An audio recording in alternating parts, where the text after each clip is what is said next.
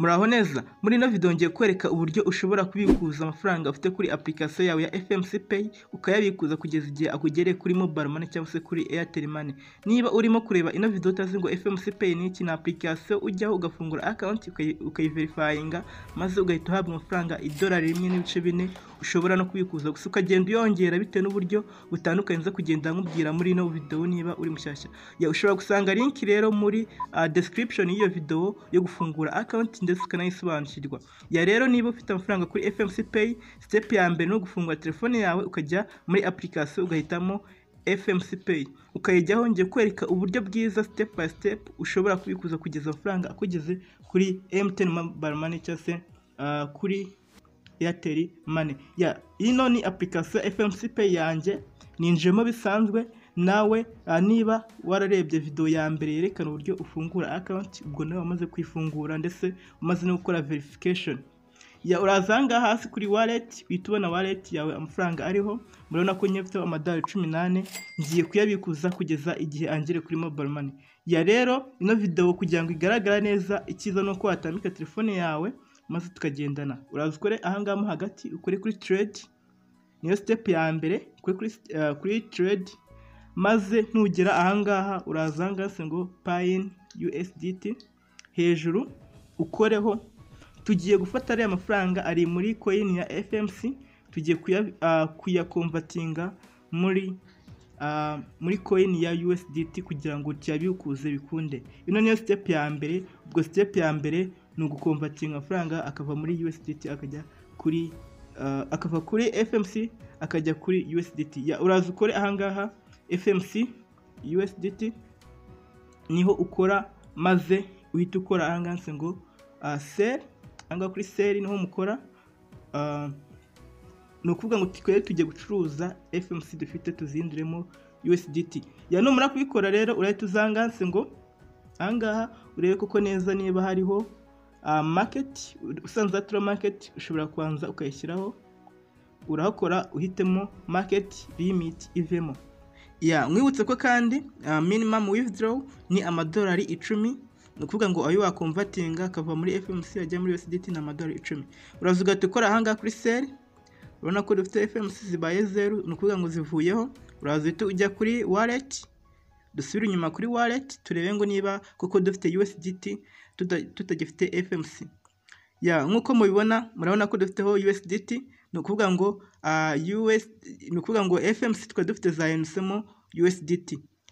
Ubu ngubu dufite umutekano. Ikindi kintu tugiye gukora ni ikintu cyoroshye, tugiye noneho kuyabikuza kugeza ageze kuri mobile money. Ndimo kukwereka step by step kugira ngo nawe niba ufite amafaranga ushobore kube wayabikuza. Ikintu ukora noneho ni ukuza ugakora ahangaha ngo withdraw. Ahangaha ugakora withdraw. Wamara kugera ahangaha none ikindi kintu ukora tugiye gufata ari amafaranga tuyohereze kuri Binance. Turayohereza kuri Binance ari muri Doge. Urasachingamo Doge coin niyo usachingamo. Tugiye kuyohereza kuri Binance. Ndabizi abantu mwese bafite Binance ndetse n'abatayifite ushobora kureba video y'ukuntu wafungura Binance ugatangira kuyikoresha. Gusa kubikuza no kuvuga ko tuza kuba dufite 0.01 BNB. Nago twayabikuza kuriya tugiye kubanza dushake BNB kugira ngo tuyohereze kuri Binance. Ikintu ukora uraza ugasubira kuri trade angaha mo hagati. No kuvuga ngo ukurikize step by step niba ushaka kubikuza. None ujya hangana none hanse ngo pay USDT. Tugiye gushaka BNB dukoresheje ziriya USDT dufite. Uraza usachingemo BNB. Tugiye gushaka 0.01 BNB. Muri kubabona ngaha BNB USDT. None twebwe ntago twongera dukore ngo sell, tugiye kuza dukore buy. Ahangaha harimo limit duhinduremo dushyiremo market. Turabanza dushyiremo market limit ivemo. None twebwe tugiye gushaka BNB zingana cyase amadolari angana na 0.01. Tubireba gute rero? Ushobora kwandikamo nk'amadolari 3 akenshi bikunda kuba bihuye, cyangwa se ukaza ku isoko ukandikamo BNB USDT ukandikamo imibare. Murabona ko 0.01 ahuye n'amadolari 3.2. Ubu ngubu ni igice kimwe. gusa nyine ngiye gushyiramo amadolari 3 n'ibice wenda kirimo 5. Uhite ukora kuri buy. Ahangaha niyo ukora, tugiye guhindura tubone ama BNB 0.01 kugira ngo duhite dukora transaction. Ni ukuvuga ngo step ya mbere mwabonye ko ari ugufata FMC tukazihinduramo USDT, none dushatse BNB zingana 0.01 kugira ngo dukore transaction, kubera ko iriya niyo fee, niyo network fee dukenera. Ikindi noneho tugiye noneho guhita dukonvertinga nanone, murabona ko BNB tuzifite 0.01, iyo zifite none ikindi tugiye gukonvertinga zira USDT tuzihinduremo Doge kugira ngo tuzohereze. Nibyo ngibyo amafaranga arahita agera kuri Binance. Reka tubikore nanone. Wazangaha usacingemo Doge na USDT, dufate USDT tuzihinduremo Dogecoin kugira ngo tuzohereze kuri Binance bikunde. Turandikamo Doge, uhitemo Doge USDT. Ahangaha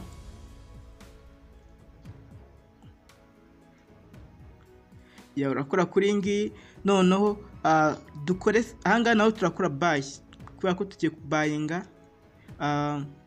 Dogecoin,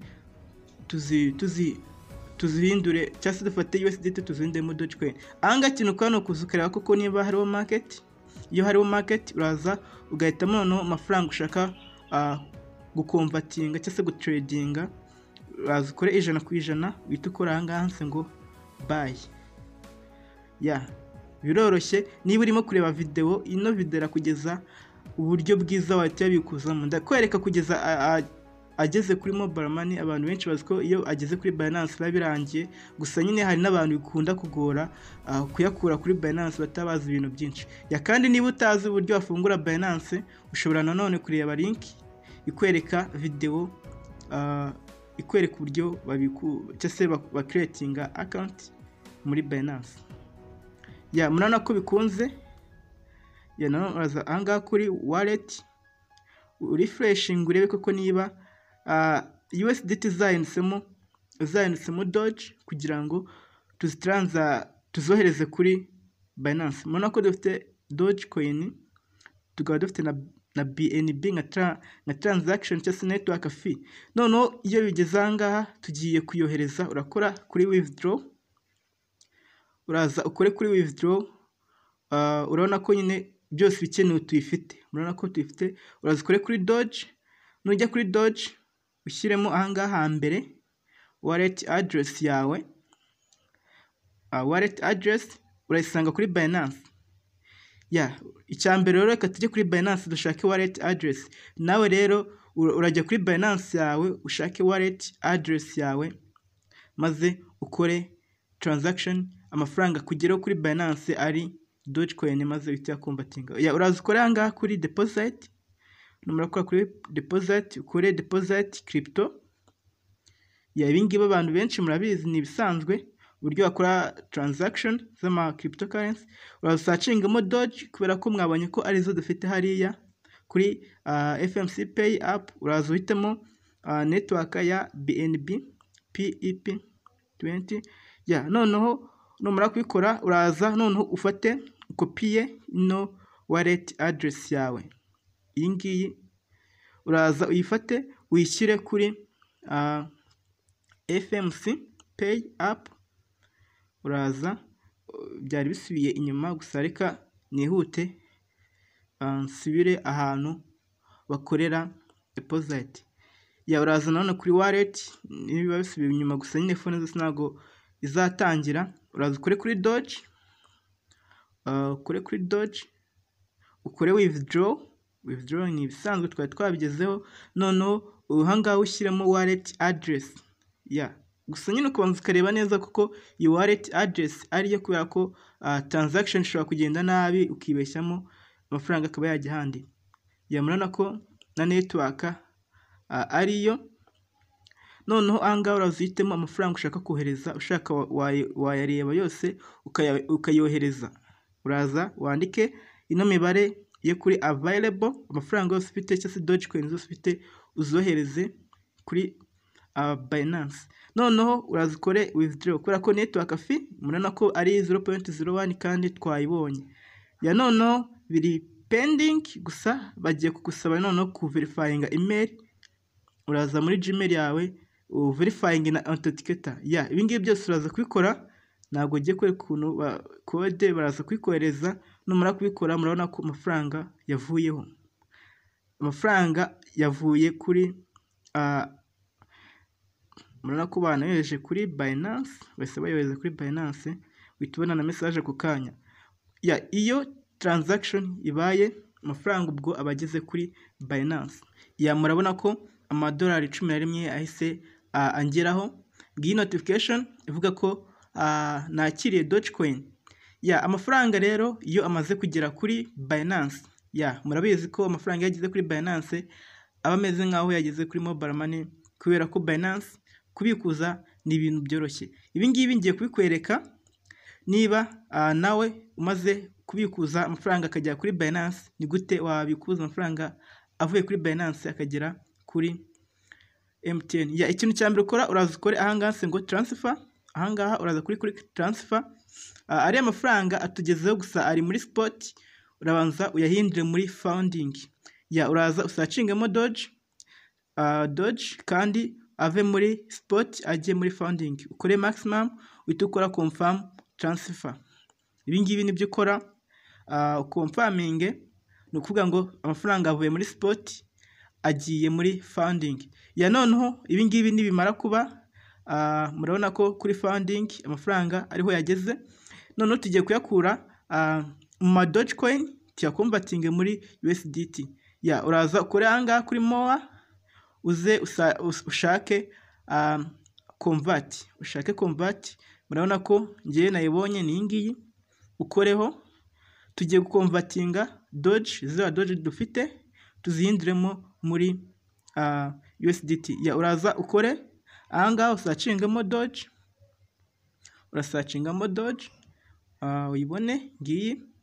Noneho unasacinge nanone unasacinge ahite ajya muri USDT. Ya uraza usacingamo USDT.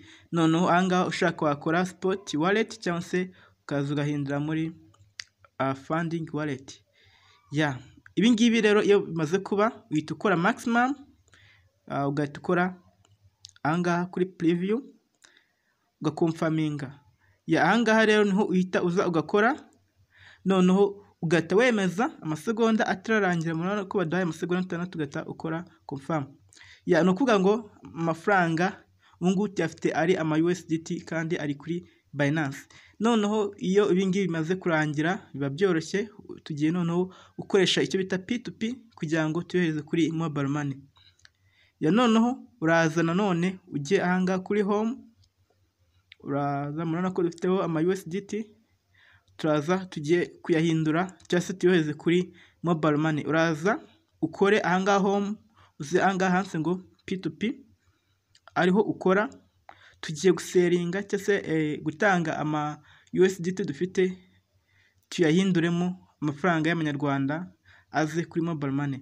Uraza ukore sell, urebe abantu baseringa bari online, umurebe maze uhite ushyiramo amafaranga ushaka kubikuza. Urakora kuri sell maze uhitamo amafaranga runaka, nk'urugero reka mitemo 8, mitenza muri ahangaha guselectinga payment, shyiremo nimero nshaka ko yoherezwaho, azo zibaruyeho amazina mubona hejuru, uhita ukora confirm. Numara kubikora ikindi kiba gisigaye ya ni ukwemeza. Bagiye kugusaba gushyiramo passkey, ni nko gushyiramo password wayisetinzemo muri Binance yawe. Ya ni ukuvuga ngo uze gufungura account niba utayifite ya Binance unayiverifying. Ya iyo umaze gushyiramo password bihita birodinga, ukemeza ahangaha kuri payment method, ukemezaho. Ni ukuvuga ngo noneho tugiye kuyohereza, uhita ukora ahangaha ngo sell USDT. Ya ukemeza ugategereza ko uwo muntu amafaranga akugeraho kuri mobile money. Ya no gutegereza gatoya, amafaranga byibuze ntabwo bijya birenza iminota iyo byabaye iminota myinshi itwara 5 gusa, ari igihe bitwara amasegonda make amafaranga ugahita uyabonaho. Ushobora nanone kujya nko muri SMS yawe ukajya muri message ukareba niba hari message wari wabona akubwira ko amafaranga yakugezeho, gusa itaraza murabona ko ngiye haje ngo payment, murabona ko amafaranga muri notification hejuru amafaranga yamaze kungeraho. Ibyiza nuko wabanza ukayareba mbere yuko ukora ngo payment, ukayaprovinga mbere yuko wemeza received, ubanza ukareba niba yakugezeho kuri mobile money yawe. Gusa ngenda biziko yangezeho, niyo mpamvu byembeje. Ukaza ukemeza maze ugahitamo security passkey, password ukayishyiramo, maze murabona ko amafaranga amadolari 8 angana n'ibihumbi 10,400 angizeho. Ni ibi ngibi ni uko ubikuza kuri FMC. Ndamutse nje wenda muri call nkareba cyangwa se muri phone nkareba kuri mobile money yanjye niba amafaranga yangezeho, ni ibisanzwe murabizi ibyo dukanda bakagusaba pin. Pin kanyishyiramo mu ibanga, murabona ko amafaranga yangezeho 10,413. Ino video niba igufashije uyihe like kugira ngo igere no ku bandi bantu benshi.